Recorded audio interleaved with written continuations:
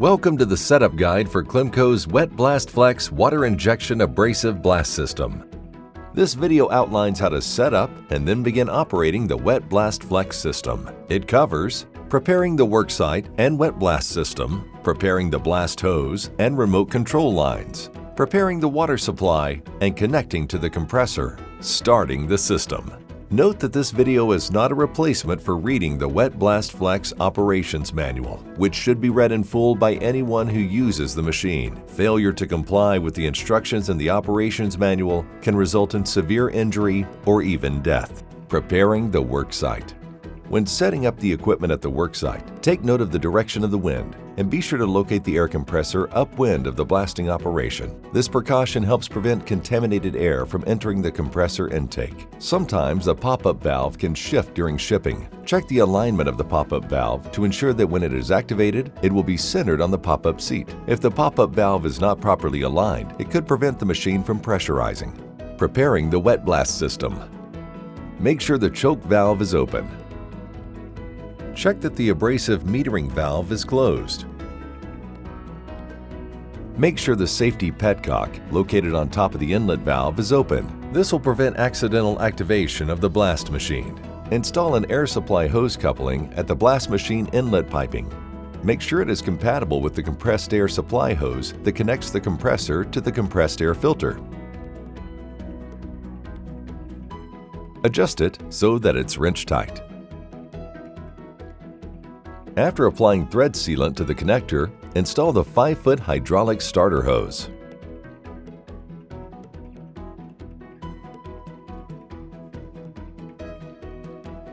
Fill the injector pump lubricator with approved lubricant, such as Castrol Braco Micronic 783 or Aeroshell Fluid 71. A quality oil specifically manufactured for air tools may be used if the recommended lubricants are not available. Preparing the blast hose and remote control lines. Uncoil the blast hose and lay the twin line hose, single line hose, and hydraulic hose alongside it. Hoses should be equal lengths. Place a nozzle washer in the nozzle holder and then thread the WetBlast injector body into the nozzle holder.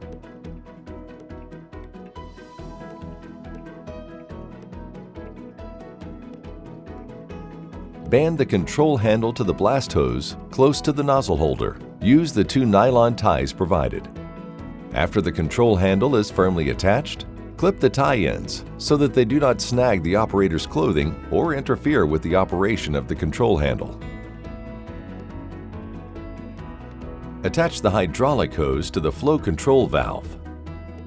Match the twin line hose to the 2 fittings on the back of the control handle. Either side of the hose can be attached to either fitting. Attach the single line control hose to the fitting on the abrasive cutoff system mounted on the control handle. Working from the control handle back, band the twin line and single line hoses to the blast hose every 4 to 6 feet. Make sure the coupling gaskets are in place and in good condition before connecting the blast hose to the quick coupling on the blast machine. Be sure to also use a safety cable and locking pins when connecting the blast hose to the quick coupling.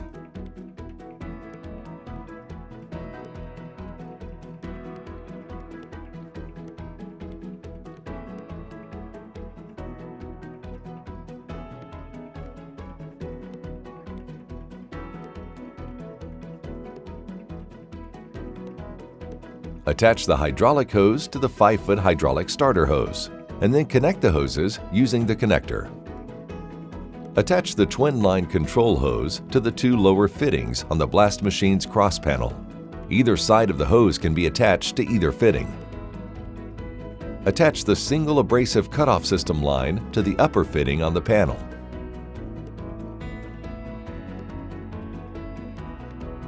Place a nozzle washer in the injector body and then thread the blast nozzle into the injector body.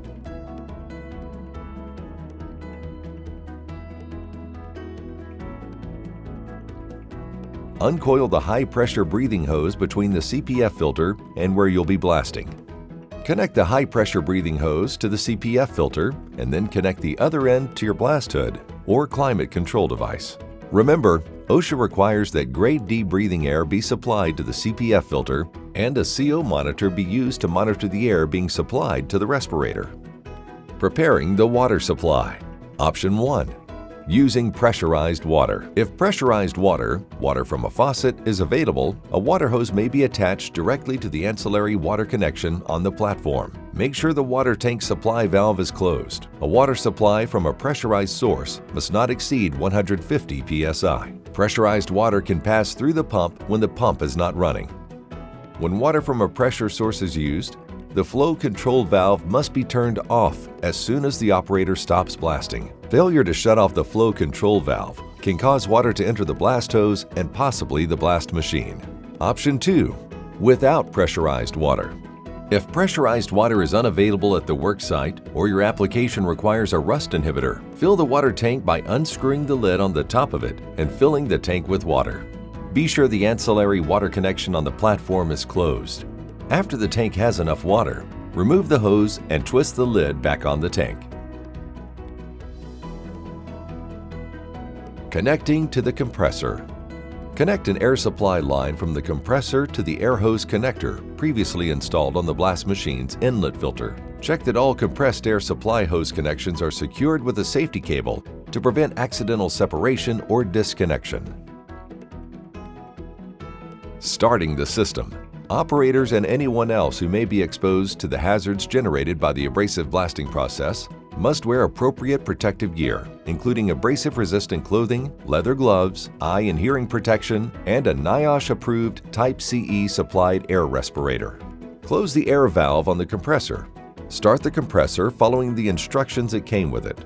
Allow the compressor to warm up to operating temperature and pressure. The pressure must be more than 50 psi, but no more than the blast machine's rated pressure. Slowly open the compressor air valve to pressurize the air supply line. Listen for noise that indicates any open lines or leaks. Load the abrasive into the blast machine by pouring the abrasive into the concave head. Use the screen to prevent foreign objects that may jam the machine from entering the pressure vessel. Keep the abrasive level below the pop-up valve to prevent abrasive from being forced up and out of the machine when it pressurizes. Be sure to place the cover over the machine to help keep moisture out of the pressure vessel. Make sure the remote control handle lever is in the up, no blast, position. Open the water tank supply valve. Open the ancillary valve to purge air from the water line. Close the valve as soon as water comes out. All air must be purged from the water supply line for the pump to self-prime. Close the safety petcock. This allows the blast machine to be activated by the remote control handle. Air escaping from the control handle indicates that the blast machine is ready to be activated.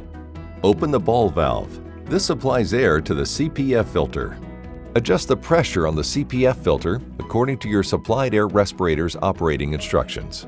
Adjust the metering valve for your application. Begin with the knob set 1.5 turns from fully closed, and then turn it no more than a quarter turn counterclockwise to increase abrasive flow. Allow 10 to 15 seconds for the flow to stabilize before readjusting. The system is now ready to begin blasting. Correct operation of Klemco's WetBlast Flex system is necessary to protect blast operators and others in the vicinity from blasting and inhalation hazards that can cause severe injury or even death. The purpose of this video has been to familiarize viewers with how to set up and then begin operating the WetBlast Flex. However, this video is not a replacement for reading the WetBlast Flex operations manual, which should be read in full by anyone who uses the system.